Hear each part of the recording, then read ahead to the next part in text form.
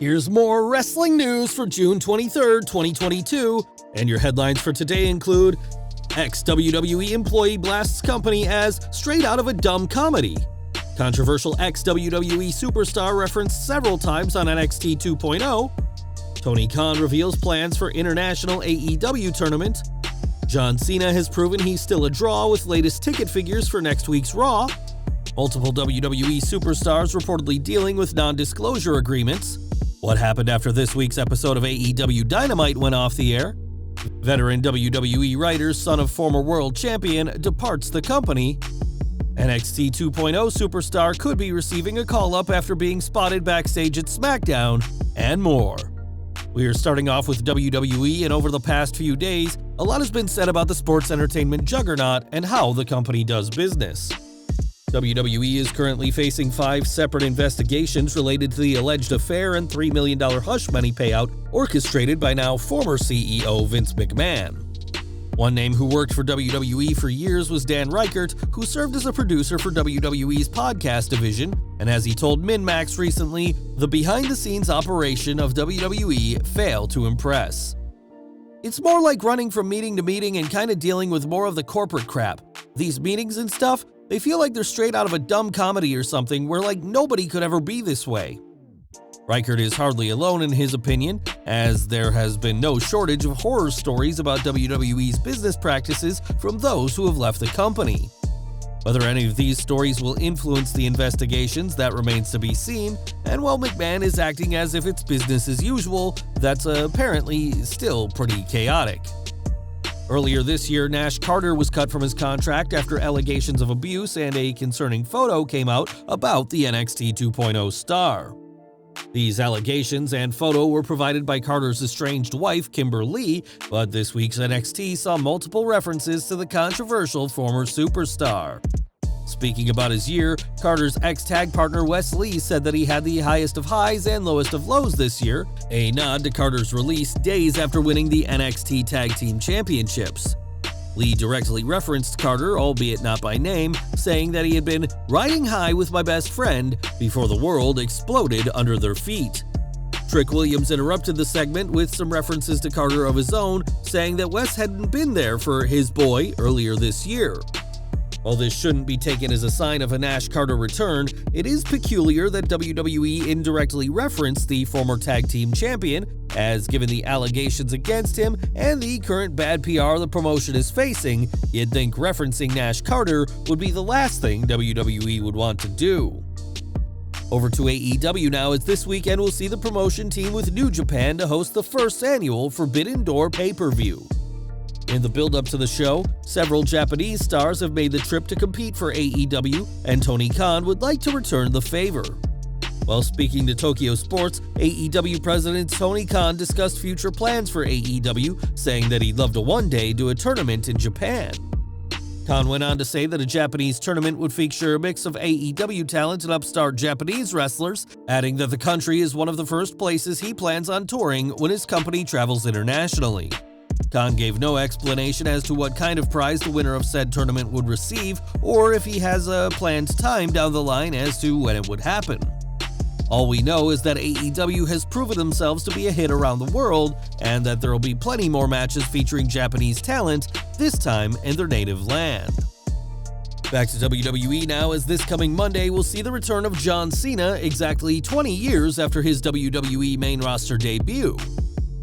Cena's return on Raw is understandably a huge deal, as we haven't seen the 16-time WWE World Champion in a little under a year, and John continues to be a draw.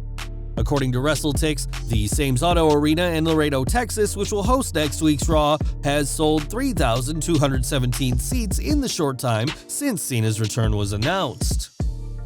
With 6,943 seats being put up for sale, that means that over 46% of the seats for Raw have been snatched up since Cena's return was confirmed.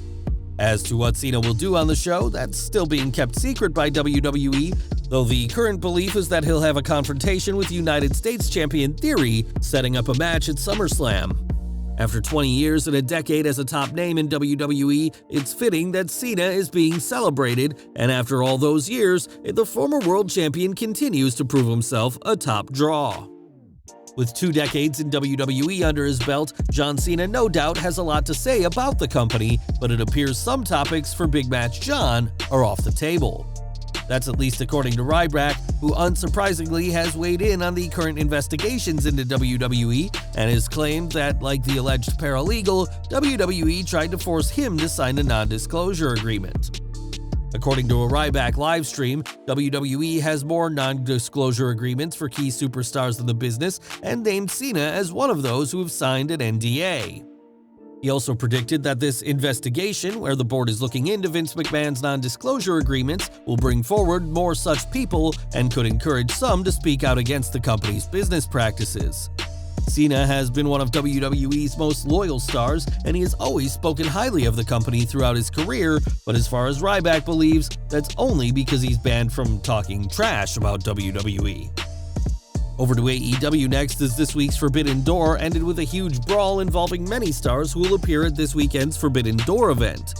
Jon Moxley and Hiroshi Tanahashi, who will determine the interim AEW World Champion at the show, stared each other down in the ring, and the brawl didn't end after Dynamite went off the air. After Dynamite finished filming, the brawl continued, all while Moxley's Wild Thing kept playing.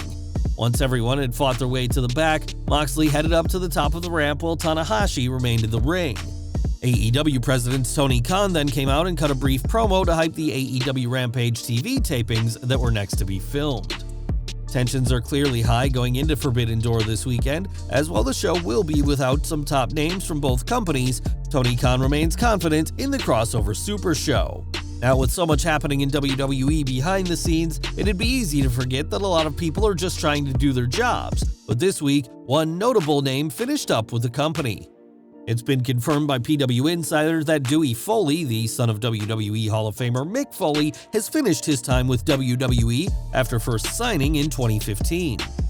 Originally working as a writing assistant, Foley was promoted to a fully fledged part of creative, and in August 2020, he was the head writer of 205 Live, which he ran alongside Adam Pearce. One source has said that Foley actually finished up with WWE in April, and it's worth saying that Dewey did say it had been a hell of a ride and that he went out with a bang during the weekend of WrestleMania 38. Reports add that Foley's departure was his own choice and that he's being kept busy now running his father's Twitter account while the hardcore legend takes a break from social media. On screen, Dewey did have a handful of appearances as Mr. Bootyworth with segments involving The New Day, and now the second-generation name in wrestling will seek work outside WWE. And we're ending today with SmackDown, as many big names were on last week's show, including WWE Undisputed Universal Champion Roman Reigns. Not everyone at the WWE taping makes it on the show, though, and there was an interesting name backstage during the latest episode of the Blue Brand. PW Insider is reporting that NXT 2.0's Sanga was backstage at SmackDown, leading to speculation that he could be on his way up to the main roster. Sanga had recently been serving as the muscle of Grayson Waller, but their duo has wrapped up, leaving Sanga with no current storylines on the Pain Splattered brand. This isn't the first time Sanga has been at SmackDown, as he wrestled dark matches before the June 3rd and June 10th episodes, both times defeating Wes Lee. Whether this week's appearance was just another one-off or the start of a call-up, that remains to be seen, but something big could be in store for the NXT star. Well guys, that's our news for today. Please share your comments below. Also hit the like button, subscribe to our channel, and hit the bell icon to receive all notifications. And as always, thanks for watching.